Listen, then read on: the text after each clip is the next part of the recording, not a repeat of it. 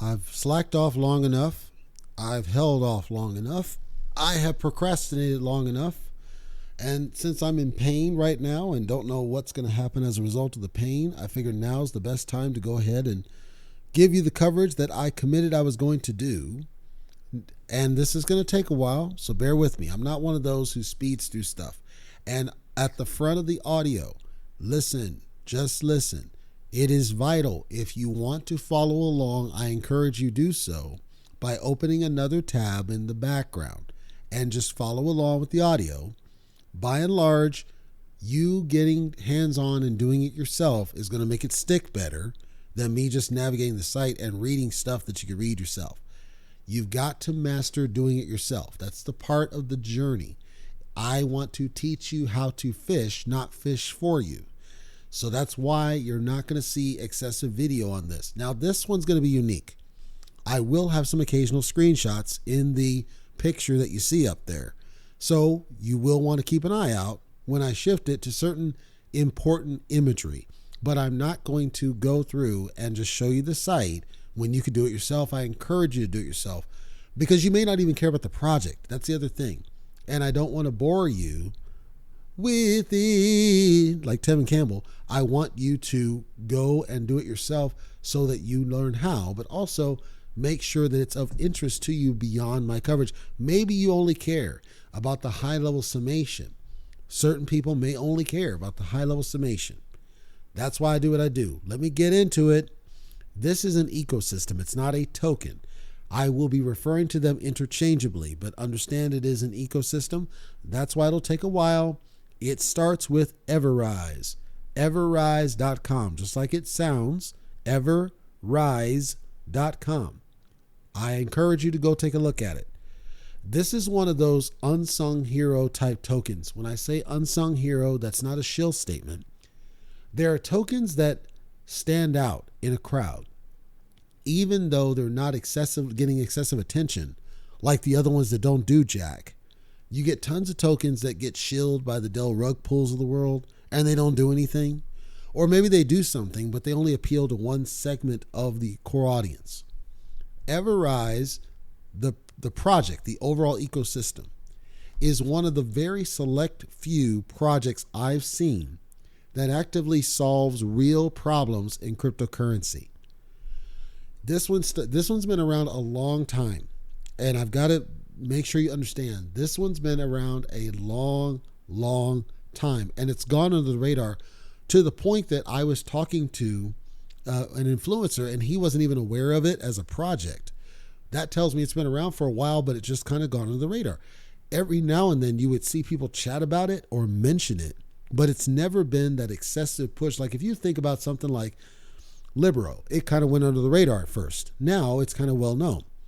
Seifu was widely shilled across the board. That's why it pumped and then crapped. So you see this diversity in how the coverage happens. Doge is mentioned all over the place.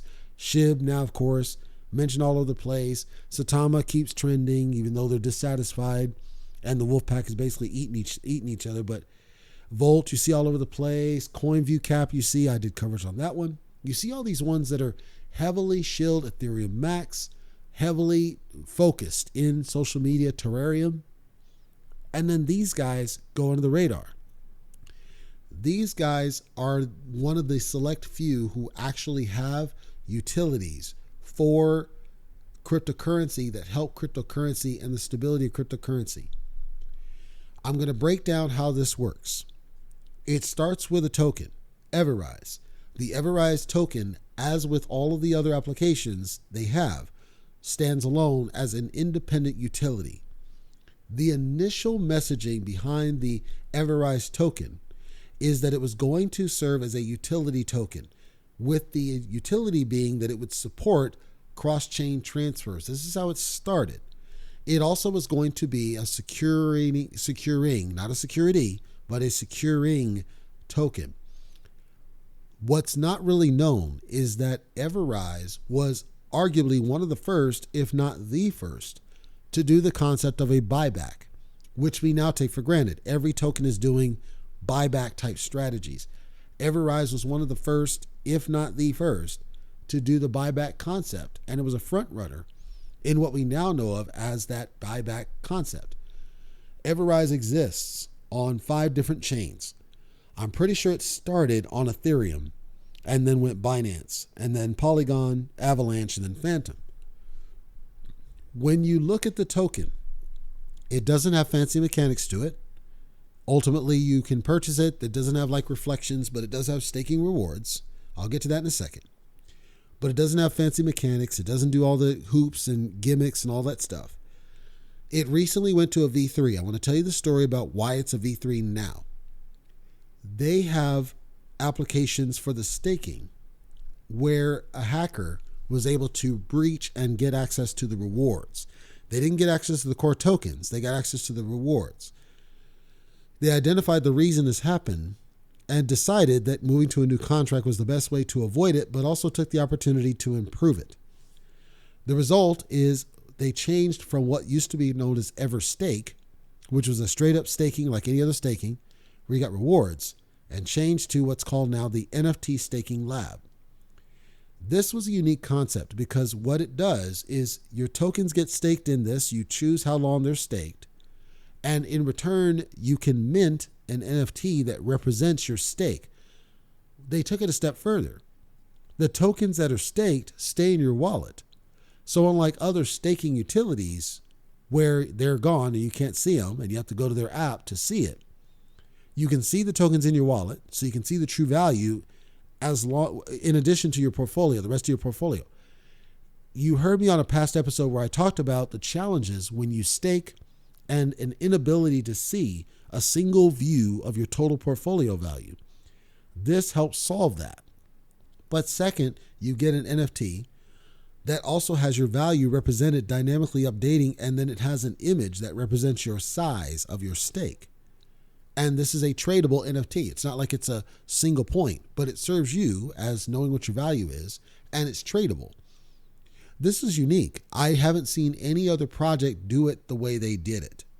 So they took this challenge with the hacking.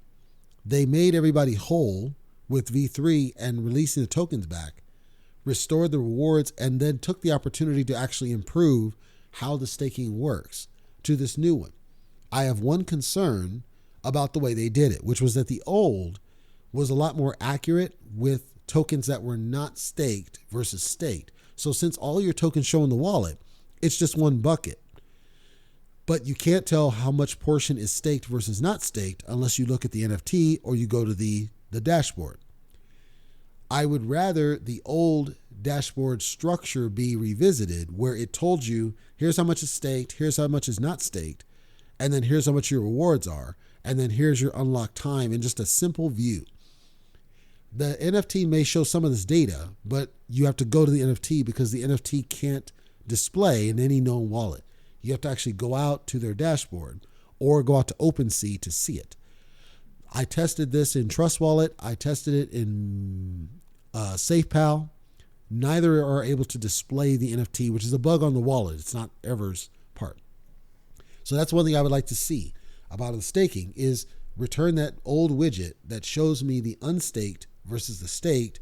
There's a part that should show it, but the unstaked stays 0. It doesn't update. Whether it's a bug or something intentional, I'm not sure.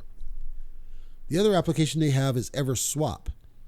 EverSwap is similar to certain dashboard utilities I've covered, like AnySwap, Elk Finance in a way, where you can cross-chain swap. In this, they do it on the native coins. The beauty of how this works, I've used it on a couple of occasions.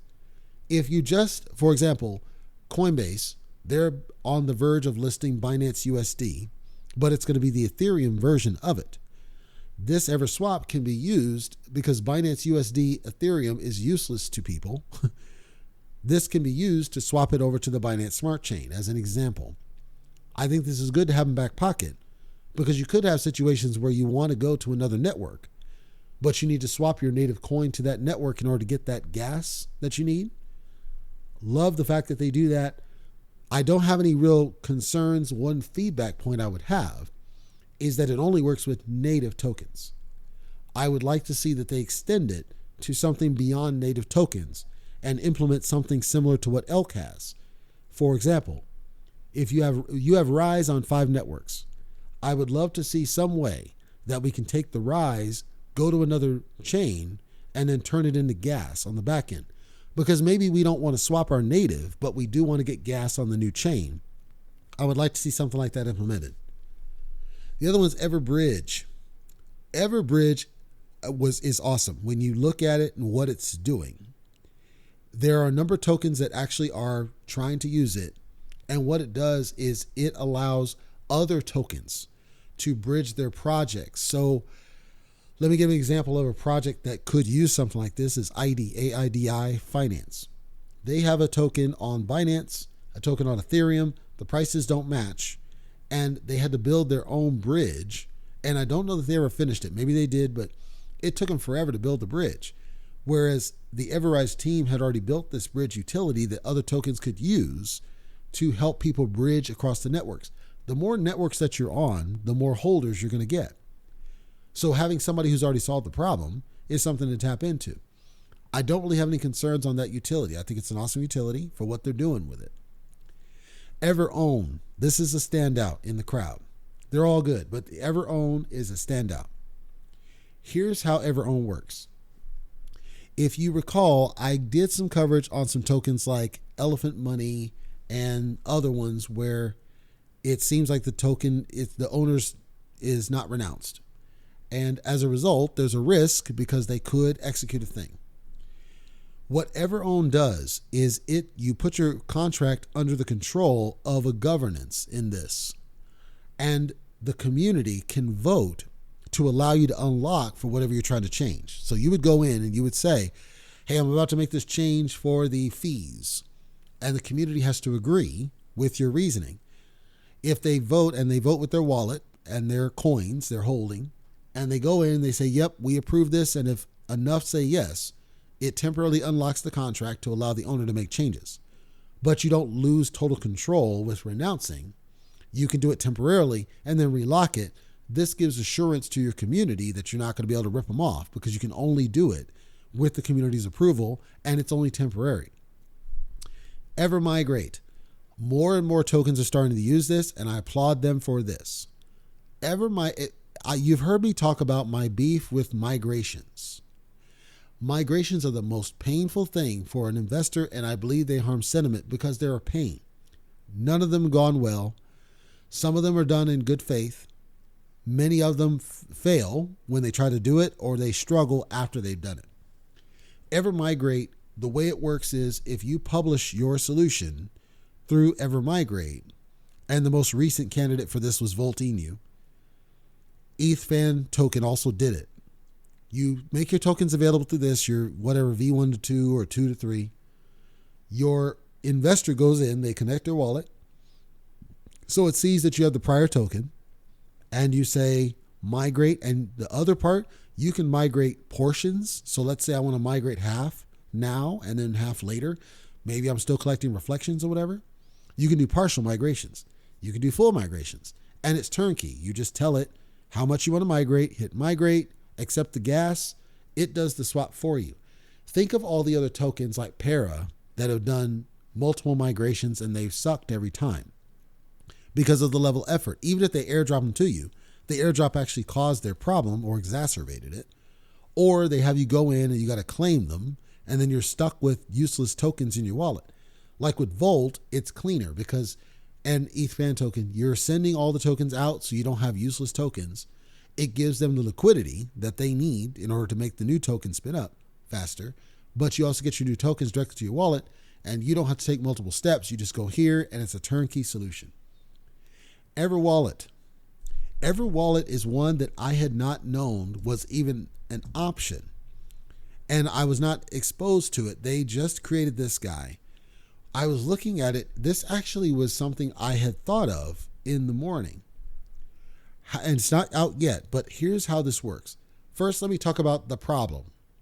The problem is that the way wallets work, anybody can send anything to your wallet, period. So this makes you vulnerable to dusting attacks. When a dusting attack happens, if you were to go to PooCoin, you're going to see something and it usually says something.io or some stupid name, and you got an ungodly amount of tokens and it's worth 5 figures, and you're like, okay, this is weird. And then they tell you to go to some dashboard or something. The problem is if they make it to visibility, like what happens sometimes with MetaMask, your value gets thrown off because you're looking at it and you're saying, okay, that's weird and wrong. This Ever wallet, what it tries to solve is it sits in front of your wallet to prevent those kinds of things from happening. It doesn't stop the tokens being sent there, but what it does is it identifies them as phony or not usable, and it will hide them automatically if they are visible. And then extra security in order to protect your wallet. This is a work in progress, but like I said, it's working to solve a real problem. This dusting attack is a real problem. It's something that affects everybody. Everything that I mentioned affects all of cryptocurrency. Different than some tokens where, like with my complaint with Para, we're spinning up NFTs about a dancing dog, that it only serves the NFT crowd. It doesn't serve the military in whole, and we're not doing what I think we should do. Or same with Shirio.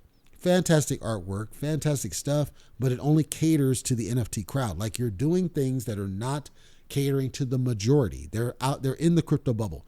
This solves a problem that everybody in crypto struggles with. Same with EverMigrate, same with EverBridge, same with EverOwn, same with EverSwap. These are utilities that help all of cryptocurrency. The EverWallet's yet another one. Yes, this helps everybody. Everybody struggles with this. EverSale, I believe, is a new one. When I looked at EverSale, because I hadn't seen it before, and it is new, here's my issue. When you heard me talk about certain projects, and I talked about Pink Sale and the issues with Pink Sale and the problem. Pink Sale, it basically wipes its hands of things, but then they get involved when it suits them, and they enable scams to happen. EverSale is their version of a pre-sale launchpad. It should apply on Binance, Ethereum, and Polygon. And they don't take fees, which Pink Sale, I'm pretty sure, does take fees. The nice thing about this one is you could theoretically take and build this and connect it. So envision this. You spin up a new token. You're ready to go live. As part of the launchpad for EverSale, you automatically, day one, connect it to EverOwn, and you connect it to EverLock, which I'm going to talk about in a second, and you build multiple chain, and you tie it to EverBridge, all as benefits of the pre-sale. Should increase the value of that project on the pre-sale if it's done correctly. That's huge. That's huge. So let's get into EverLock. I talked about how EverOwn lets you lock the contract so that the owner they're not allowed to make changes without the community's approval, and then it locks back again. EverLock is similar, except that it locks the initial liquidity. So if there's something where we need to access the liquidity for a reason, then the community would vote and they would say, okay, we approve the use of the liquidity for this reason. It'll temporarily unlock to allow it. In the traditional cryptocurrency, the liquidity is time locked. So you would have a span of time after which liquidity is unlocked, and then you could rug it. That's the current fear with Satama, because Satama's liquidity, I believe, is scheduled to be unlocked here soon. And the theory is that the cult leader might take the money and make a dash because nobody trusts him. Well, except for the cult people, but the general population don't trust him anymore because he has a track record of failure, and the price of the token has suffered as a result of his actions and inactions. This helps avoid that as even a risk because it's not time locked. The community has to agree. Unlocking makes sense. When you think about some of the feedback, I'll use Satama because they're the worst offender, where they said we didn't have a marketing wallet. They did, but they spent it all on pseudo celebs. Okay, you access the liquidity and burn more money. This is actually your money, by the way. They burn more money, and it's not a valid use of the funds. The community has no say-so because they're not listening to people. They're just acting. And the result is the price keeps dwindling. This says, wait a minute, you need to justify to us why you need the liquidity. In a perfect world, it would say, how much liquidity do you need? And it would only allow you that, and then it would lock again. And it's not about time. It's about the owner. This goes to an argument that I will make on a later video after my guest this weekend that airs next Tuesday. I have a video already recorded, ready to go, or audio to YouTube, ready to go, that talks about my beef with the fact that a lot of these tokens don't seem to reconcile that the investors are their boss. The investors should be telling these people what to do. The token people, like a cult leader and etc., should not be just going rogue, giving money away for whatever and failing over and over again, tanking the project. Everlock, EverOhm, EverMigrate, these are keys to protecting and restricting a project. So I'm loving the fact that they have all these utilities that solve real cryptocurrency problems. When you go to the team, they have social media like crazy, including articles on their own site that give updates about what they're doing.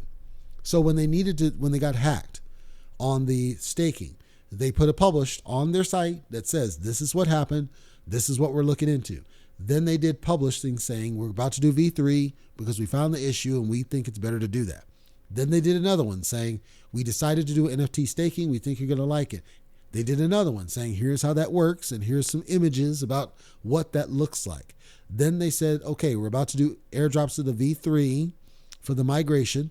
And in certain cases, they said, we want you to come and claim it through the migration. If you don't claim it, we're going to push it to you. All along the way, they communicated actively, not just through Telescam. They have a Telescam presence, but they are so heavy across social media. They're the gold standard for communication. They act like a business. Their site is constantly updated. They're constantly tweeting, doing AMAs all over Yin Yang. They're all over YouTube. They're all over Reddit. They are constantly communicating and acting like a business. It seems like they never stop working. So their communication is top notch. They even allow you to subscribe to a newsletter to get information pushed to you if you don't want to go to any of their different forums.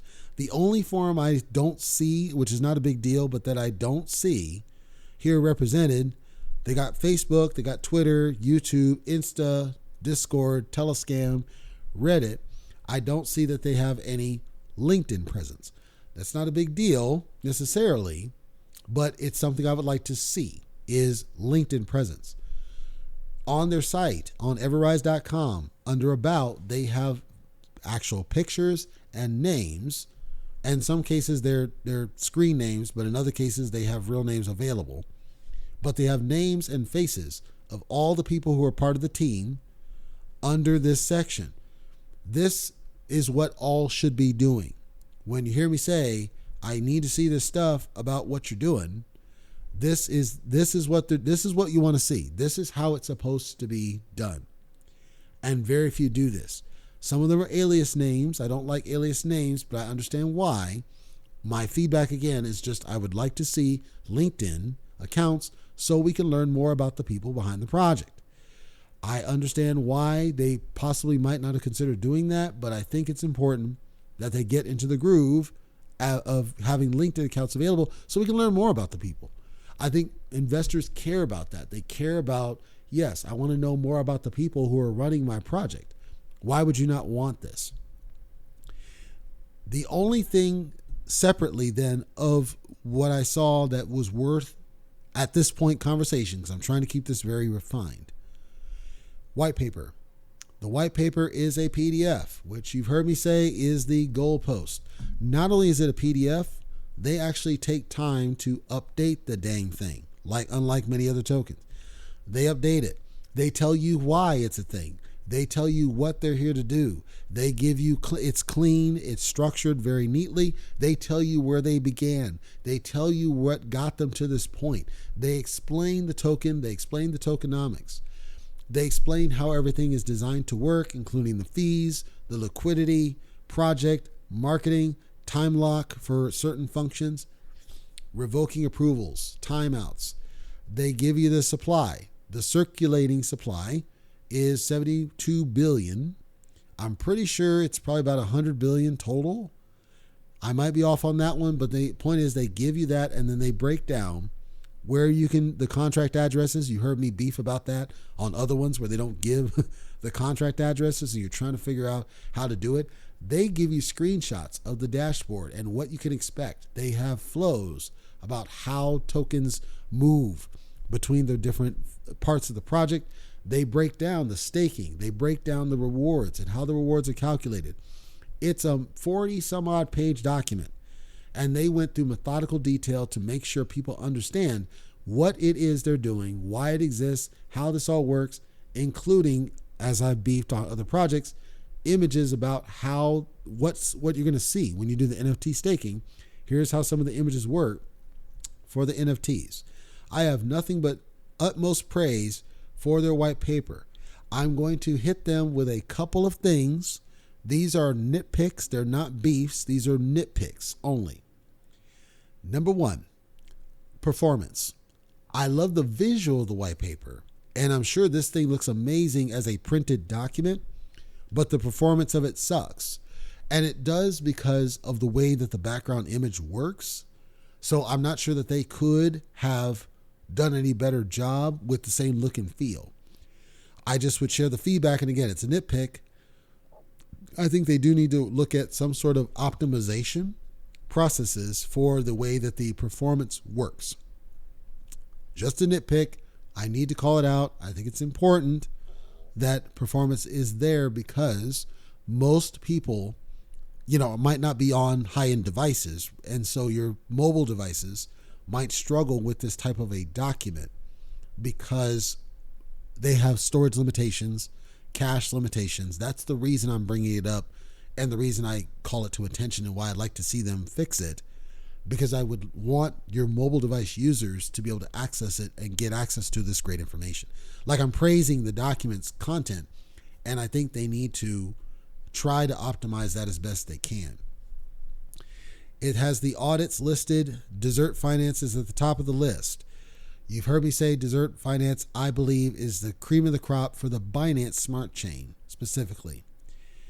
It says that Desert's also doing for Ethereum and Polygon. From what I saw, the Desert seemed like they didn't want to do Ethereum, from what I could tell, and I've never seen them do a Phantom one. Polygon, there hasn't been one that's applied. There's also a tech audit, and then with Solidity, Nexus Solidity audit available, and you can read on those. Nothing but positive in those regards. I got 1 point of feedback.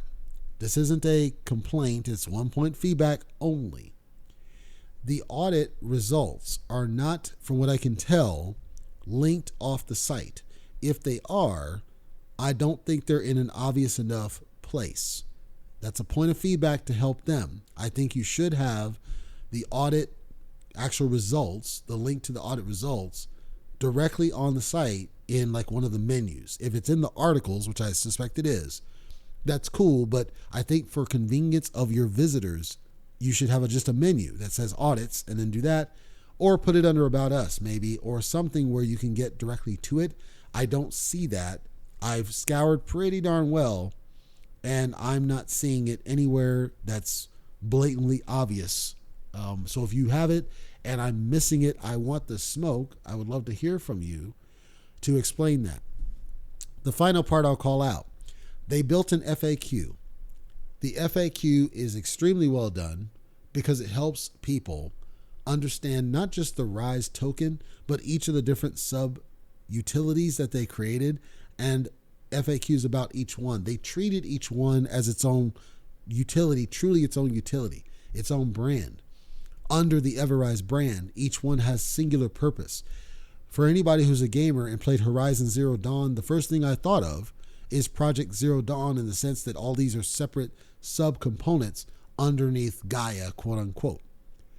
I love the FAQ. I love the fact that they took the time to build the FAQ. We're not talking just FAQ for them. Things where they define basic terms. They're trying to educate people. They're talking about the Rise token. They're talking about what it is they're doing and why and how things work. Kudos to them for taking the time to do this. So in summary, I'm going to just bottom line it. The things that stood out: performance of the white paper. The white paper itself is awesome, which is why I want you to fix performance, because I want more people to be able to see it on different types of devices that may not be as powerful to be able to render it correctly. I like the fact that it's audited, but I think you should link directly to the audits from your site. I know that seems redundant, but the reason is because I believe firmly in a single point access to get to these. Like, be proud of the audits that you completed and promote them directly on your site, because I think that, to me, it should be that we can find it directly off your site and not have to go search for it. Doesn't mean we can't search for it. I just think that for your own benefit, it's like a self-promotional thing that you promote it on your site. That's all I'm saying. It's not a complaint. It's a feedback point. So white paper performance, ideally we get that done. Having the audit results linked directly off the site to help promote kind of what they are. Again, people can find them, but I just think that we should link directly to it to make it easier for people to get to those results. I personally was not able to get to the results because Desert Finance does not provide a simple search for it. However, I know that looking at the contract, at least on the Binance Smart Chain, I didn't see any concerns or issues that I would consider anywhere close to major. Most of the things that they reported are things that are applicable to almost every contract. Either they're low issues, not really worth dealing with, or they're issues that were resolved by the team. So I'll give you a couple examples of what I'm talking about. Market Move, when you look at it, says, hey, I had this issue. Issue is selling. Right now, this is true because they're still doing the rest of the migration and have not loaded the liquidity to the token. You can buy, but you can't remove. It's not a honeypot, but you can't at the moment remove anything from the token. So somebody might look at it and say, is this a honeypot? I can nearly guarantee you it's not anywhere close to a honeypot. What it is they're mid-migration right now, and the new version of the contract resolved a lot of issues that were there before, including the ability to do the migrations more streamlined than what they did for V2 and the new staking pool. So other than that one thing, which was a known thing because they're migrating right now, other than that one thing, there was nothing that they called out as any kind of serious issue. The number of holders is low. The owner wallet's low. By and large, it's just the way that it was built was a beautiful project.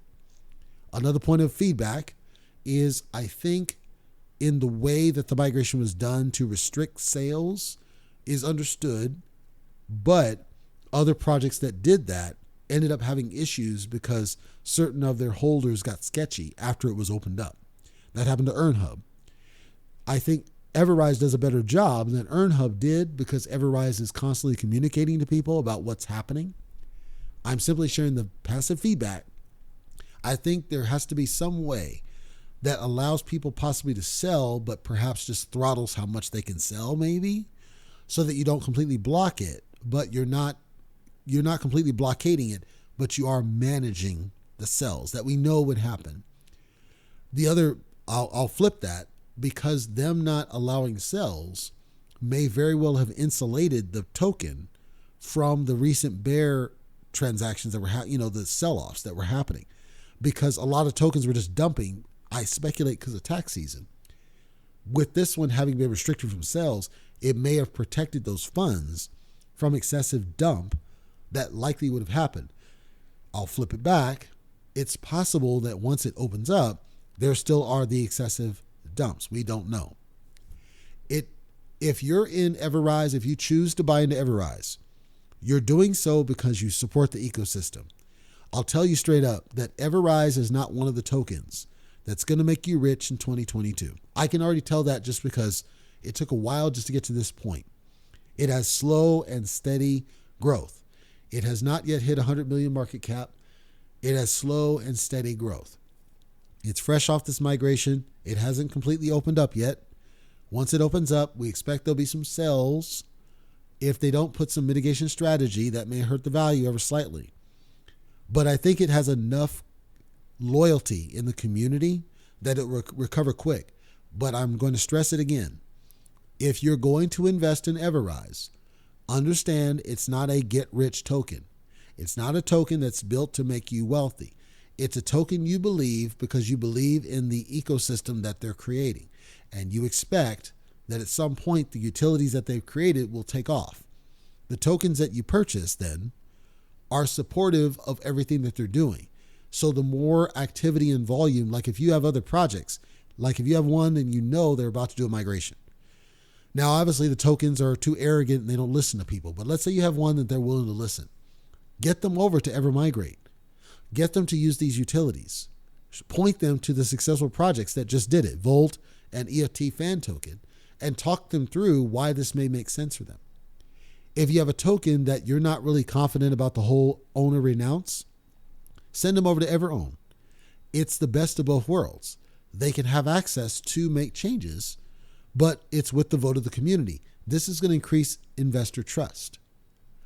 Talk to them about the project. So my call to action to you guys, take a look at EverRise, not under the lens of getting rich, but under the lens of something that has utility, that actually does something to help crypto at large, because this can help multiple cryptocurrencies be stronger projects overall. And they're doing an amazing job in community. So at worst, multiple tokens can learn from them about how to build and manage and cultivate a community, if nothing else. I encourage you to take a look at it. I strongly encourage you to take a look at it, but not for profit reasons. Do it as a stable investment. If you're going to do that, it's utility, it's stability. At some point when they open up sells, you're going to see some dip. I guarantee you there's going to be people that sell because they couldn't sell during the bear season period that we just had. So they're going to sell once they get it free. That's okay. Trust in the fundamentals, but also trust in your own gut. What does that tell you? If you have a diverse portfolio already, maybe it's perfectly fine. Maybe it's not. Maybe you don't agree with it. Maybe you don't support it. I'll be honest. I can't imagine, unless if you're just profit driven, that's okay. If you're profit driven, that's all you care about, this is probably not for you. If you're impatient with price movement, this is definitely not for you. But if you're looking for utility, like tokens that actually do something, that add value outside of the crypto bubble, I encourage you to take a look at EverRise and what they're doing. EverRise.com. Again, it has multiple chains. It's not on one chain. Take a look. See if it makes sense. If you have any questions, I'm sure that they'll be willing to answer them. They're very active on their social media, almost all their social media. They don't directly respond on Twitter, which I think is a concern, but not a major one. So for that, you'd have to go like Discord or something. But they have a literal army of people that are available that can answer any questions you may have. They also have an email that you can email them if you have questions. They're not hiding. They're not hiding from anything. I would love to talk to these guys. I doubt that they will respond to me, but I would love to talk to them and learn more about what they're doing and help spread the word about the utilities, because it's rare to see a token. Like you think of Doge, right? Doge doesn't do anything, and yet it's got that kind of popularity. SHIB doesn't really do anything. Certainly neither of those are anywhere close in utility, and yet they're way more popular. There's got to be something to that where we can spread the word and increase awareness about tokens that are actually doing something. And that's what I'm doing here with this coverage. Hopefully it's been informational, if nothing else. All I can tell you is I think that if these guys can get more people on their utilities, this has the chance to be transformative for crypto as crypto gets more mature and be supported by governments to help the stability of projects that are serious, not the scammers. The scammers are never going to do this.